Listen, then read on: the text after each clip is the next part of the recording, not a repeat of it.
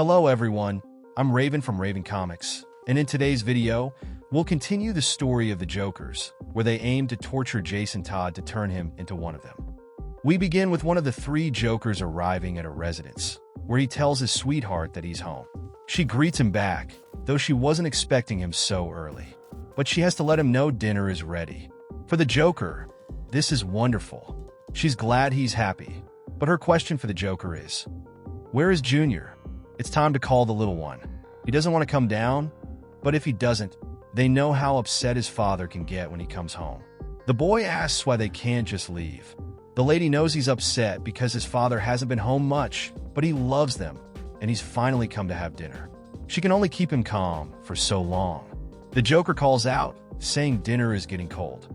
When the boy comes down, the clown asks why the long face. He seems so sad. His sweetheart tells him it's because octopus isn't his favorite food, and besides, he's been such a good boy. For the Joker, this is fantastic. He has to turn that frown upside down. He'll do it with a joke.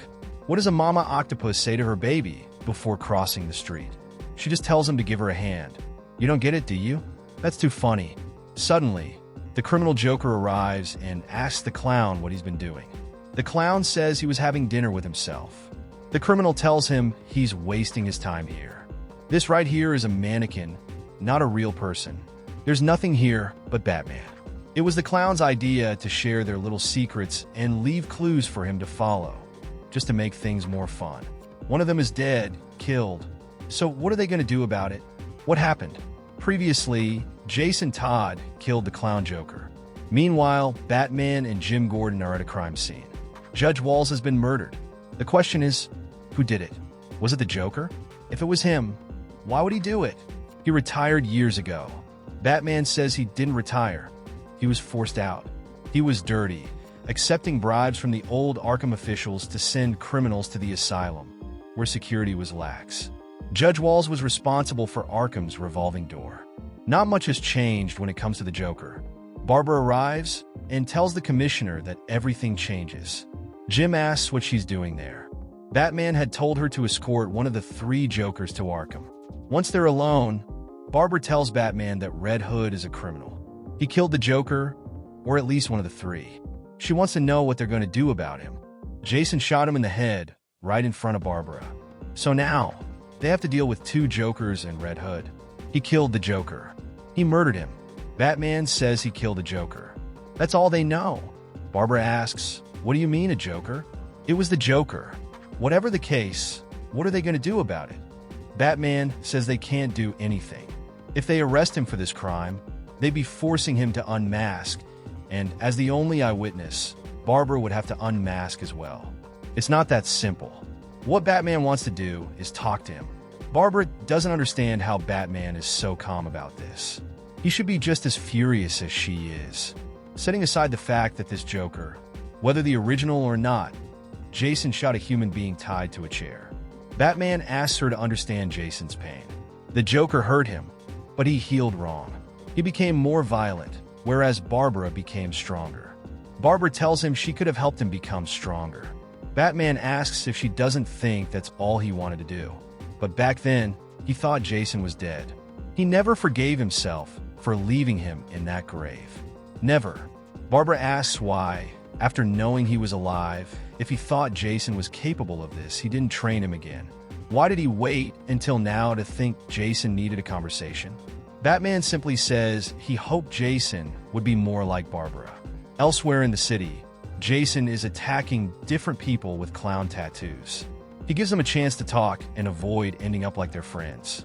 They're Joker's parasites, ordered to find a place to hide a large supply of chemicals. Jason wants to know where it is. Well, they don't really need to tell him.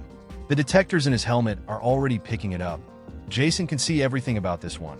He cleans pools. Now, this might make him think Jason will let him go, but he can't allow that. He has to wait for the police to pick him up. Back with Batman and Barbara, the Bat says it's over. Jason would do the worst. A little later, we arrive at Blackgate.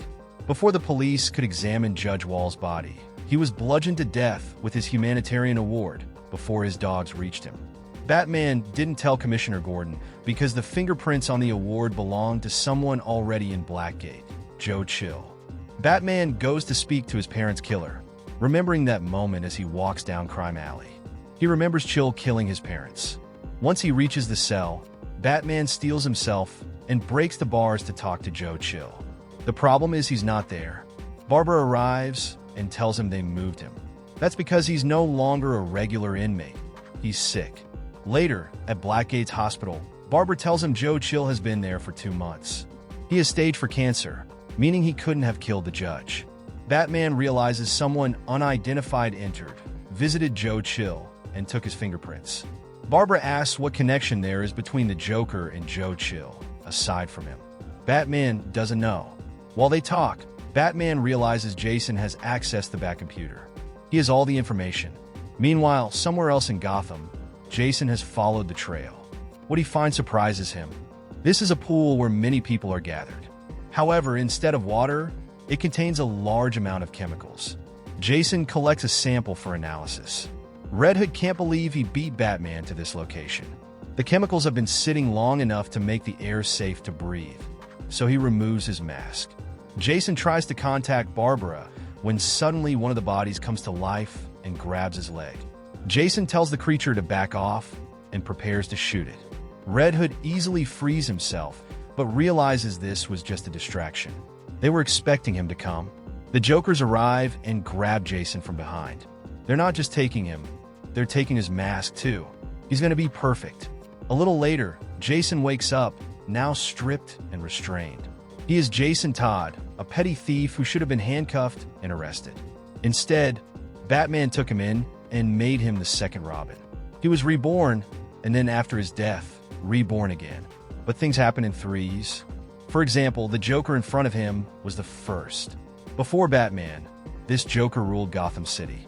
Jason warns him not to get too comfortable, because once he gets free, the Joker in front of him will be next. Suddenly, something starts happening to the Joker. Jason asks him what's wrong, and the Joker says he's going to share a secret about himself. He feels pain when he laughs. Jason asks, so what? Is he trying to say he's the real Joker? The clown wants to ask him a question. Who is the Joker, really? Well, they're going to find out. They've spent a long time trying to answer that question. Who is the Joker? They've identified a judge, a serial killer, a surgeon, all fairly predictable and uninspired. But then there's Jason. One of the Jokers asks Jason a question. Why would he wear that helmet and call himself Red Hood after everything they did to him? Jason isn't concerned, calling them mere imitators. The Joker asks, is this a joke to you? He reminds Jason that they left him with brain damage and permanent nerve pain. Physical and emotional trauma so severe that the only relief he finds is in inflicting pain on others. They're more alike than either of them dares to admit. But Jason already knows that. He nearly died because of Batman, and he hates him for it. The Joker hates Batman too. Jason may hate a lot of people, but he hates Batman the most. Batman needs a better Joker, but to put it simply, Jason isn't bright enough for the job. As one of the Jokers mocks Jason, another appears with a crowbar, wearing Jason's helmet. It's time for a sequel. The Jokers had high hopes for Jason. It would have made sense. First Red Hood, then the Joker. But that's not in the cards. As they beat him, they laugh, saying this is more fun than the first time. Jason sarcastically asks them to ensure he stays dead this time. The Joker replies, "Why would I do that? I still believe in you." He hopes Jason will eventually rise up and prove them wrong, just like the Joker did. Elsewhere, Batman and Batgirl arrive at the location where Jason was being held, only to find a horde of Jokers. Batman realizes what's happening. They must have Jason. There's no time to waste. They need to retreat and move quickly. As they navigate through the building, they find a crowbar. Jason Todd is utterly broken, just like the first time he was killed. Batman asks Jason if he's okay. Red Hood snaps at him not to touch him. The beatings he endured helped him understand everything. First, you're Red Hood, then you become the Joker.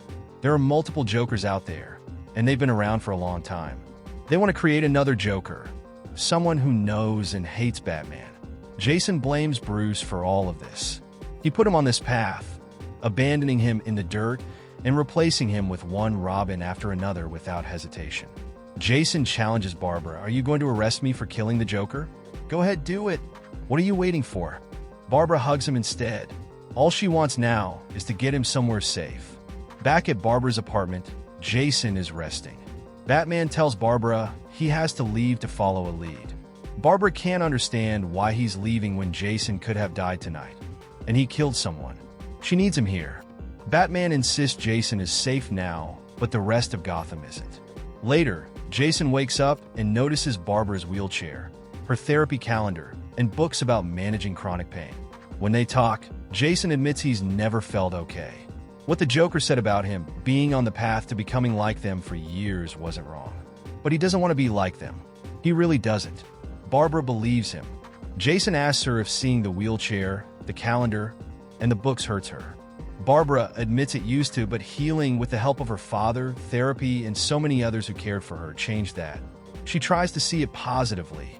It was a tragedy, but she moved on with the love of those around her. Jason laments that he never had that. Barbara reminds him it's because everyone thought he was dead, including Bruce. By the time he returned as Red Hood, he had already reinvented himself. Jason didn't know anyone wanted to help him, but Barbara assures him they did. She holds his hand, and they kiss. Barbara pulls away, regretting the kiss. She just wanted him to know someone cares about him. Jason admits he's never felt like anyone did. Barbara apologizes again, saying it was just a moment, and they need to move on with the case. The Joker has already hurt too many people, including Jason. Meanwhile, Batman investigates the 3 Jokers in the Batcave. He examines their files: the clown, the criminal, and the comedian. Something on the map catches his attention: Alaska. Elsewhere, the Joker approaches Joe Chill. Joe asks him what he wants. The Joker tells him to relax. He needs his hat. Now they're ready. Lights, camera, action. The Joker has taken a camera and wants Joe Chill to finally confess. He must tell the truth and explain why he really killed Thomas and Martha Wayne. Thank you very much for watching this video. Don't forget to comment, like, and subscribe for more content like this. I'm TJ Prime, and see you in the next video.